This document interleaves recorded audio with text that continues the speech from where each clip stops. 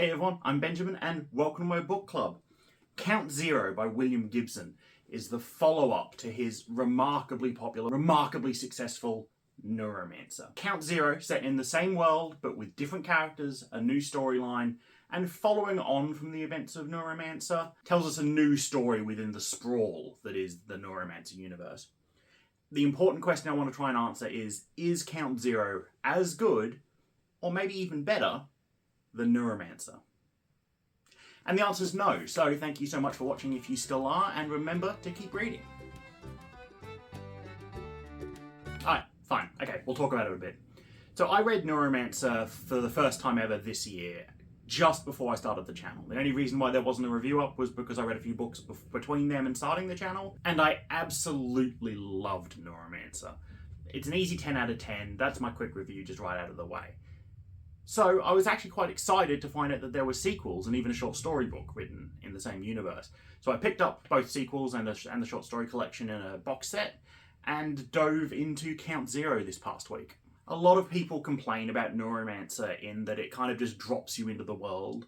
There is no hand-holding. Gibson doesn't explain these terms and phrases and locations to you. It's telling a story in Gibson's world, and he's not spending any time getting you used to that world, and you just have to strap in and go along for the ride. And I understand that that can be very off-putting to some people. So I would like to point out on a good note that ℙ𝕚𝕚𝕚 is a bit easier to get into than that. It does explain a bit more. It doesn't feel as confusing to begin with. However, if you didn't like Neuromancer because of that, I still don't think you're going to like ℙ𝕚𝕚𝕚 very much. Neuromancer's story is this tight, character-driven story. There's this one job that has to get done. There's kind of one plot line. There's several really enticing characters that interact with each other the entire way through. And it all comes to a conclusion at the end, which is divisive, to say the least. ℙ𝕚𝕚𝕚, however, isn't that tight. We take place in the same universe as Neuromancer, set mostly in the sprawl, which is on the east coast of America. It's a giant city. It's sprawled New York, all the eastern coast cities together. And it's set several years after the events of Neuromancer. I want to say like 5 or 6. And the events of Neuromancer are important here, but when they're not really touched on. At no real point does someone point out that what's going on in this is because of what happened in Neuromancer. You could probably read this book without reading Neuromancer. Don't. Neuromancer's better, just read that one. But knowing the events of Neuromancer give you a bit of an insight into what's actually going on in this book. So what is going on in this book? Alright, let's just jump right in. There are 3 plot lines in this book that mostly don't really interact with each other until the end. The first one is we follow a more traditional sort of cyberpunk story. We follow a kid called Bobby. He wants to be a cool hacker, cowboy, decker sort of guy, the people that go inside the Matrix and hack and, you know, get data, get scores and sell it for money. He's been given a piece of software to try out for this hack, and it turns out to be well above him. It turns out to be something really remarkable and really interesting and really strange. He nearly dies while using it because he runs into some ice, which is intrusion countermeasures. And he's only saved because some weird presence within the Matrix, the internet, pulls him out of it and saves him. And from there he gets embroiled in like a conspiracy involving the underground, the Yakuza, some corporation people, some voodoo gods. Storyline 2 is following a man called Turner. Turner is employed by one of the 𝕓𝕚𝕚𝕚𝕚s. A 𝕓𝕚𝕚 in this universe is a giant corporation. These corporations are transnational. They have more power than many countries. They have more power than many political systems. They have more political capital. They are really the true powers of the world in this universe. And they each control wide swaths of lands and cities that basically they rule as their own kingdoms. One of these 𝕓𝕚𝕚𝕚s hired Turner's team to exfiltrate an employee of another one. Basically, there's a guy at another place. He's a genius. He's created the first biological computer chips, and they are amazing, and they're fantastic. And whoever's company owns him is going to make a fortune. And he wants to leave the company he's at and go to a new one. But that's not a simple matter in this universe. You can't just hand in your 2 weeks resignation and move. You live in this company, you get paid in their credits, basically. You can't leave. If he tried to leave, they would kill him. So that you've hired a man like Turner, a mercenary, a soldier, to plan and exfiltrate this scientist from one company to another. And then we follow Turner's job through sort of the very bare bones planning at the start, through the execution of it, and then as it inevitably goes very wrong. And this is the storyline that I think is the best and the most well executed in Count Zero. It's the tightest, it makes the most sense, it feels the most cyberpunky, but even it does drag quite a bit at points. And then for the final plotline, we have Marley. She's a former art dealer that used to run a gallery, but she's embroiled in a forgery scandal and has kind of been run out of the art world. But she gets her break when she gets a job offer from an eccentric, reclusive billionaire, one of the only men in the world who sort of has the same power and capital and money as these big Zaibatsus.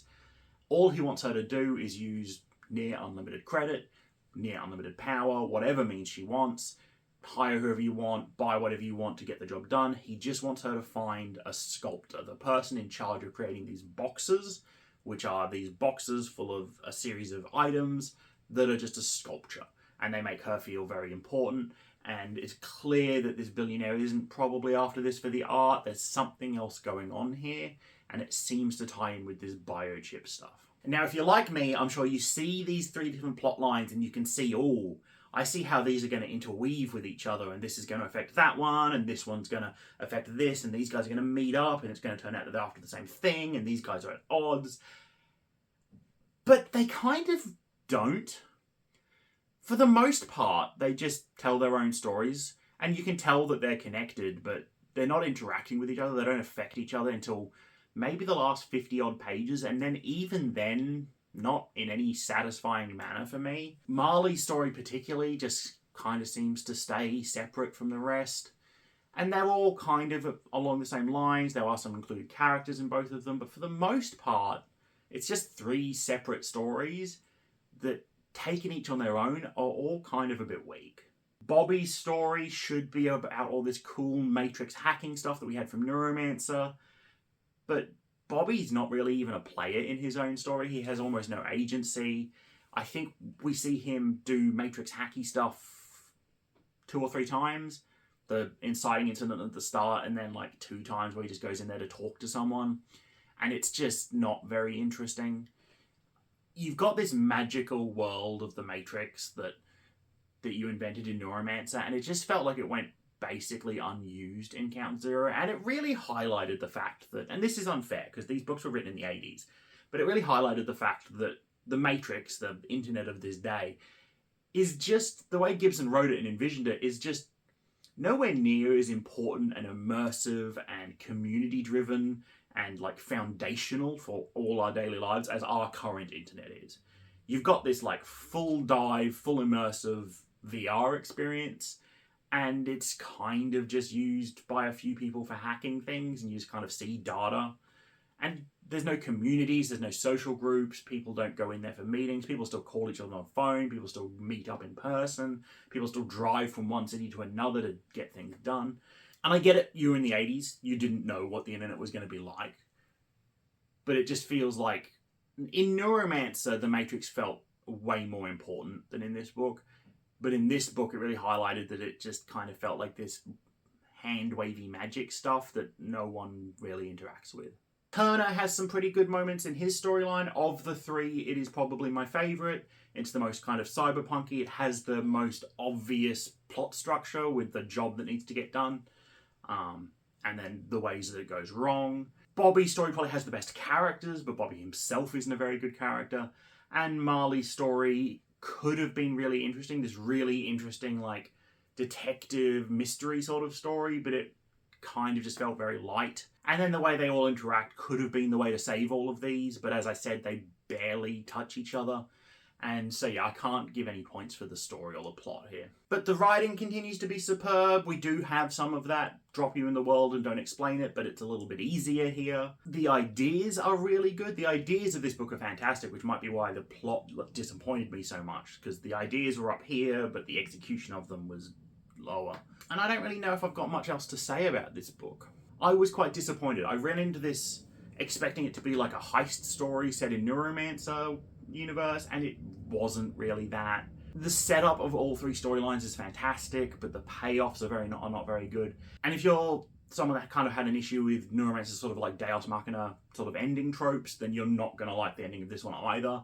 They end on very similar themes and very similar tropes. Overall, I'm going to give it a 4 out of 10. This is the most disappointed I've been in a book this year. But I am still going to move on and read Mona Lisa Overdrive. I'm hoping it's a bit better. But then after that, I've got ℚ𝕚𝕚𝕜, which is the short story collection, which I hear is fantastic. So even if Mona Lisa Overdrive disappoints as well, I'm looking forward to those short stories. And yeah, there you go. So yeah, is it as good as Neuromancer? No. Is it particularly good as a standalone book? Again, I don't think so. If this book wasn't the sequel to Neuromancer, I don't know if people would really talk about it that much. But there you go. If you read this book, if you read Mona Lisa Overdrive, let me know. Question of the day though, apart from the Neuromancer series by William Gibson, what's your favourite cyberpunk story? What's your favourite cyberpunk novel or, movie, game, graphic novel, manga? I'm really enjoying cyberpunk recently, and I just want to dive a bit deeper into the cyberpunk stuff. So, thank you so much for watching if you still are, and please do remember to keep reading.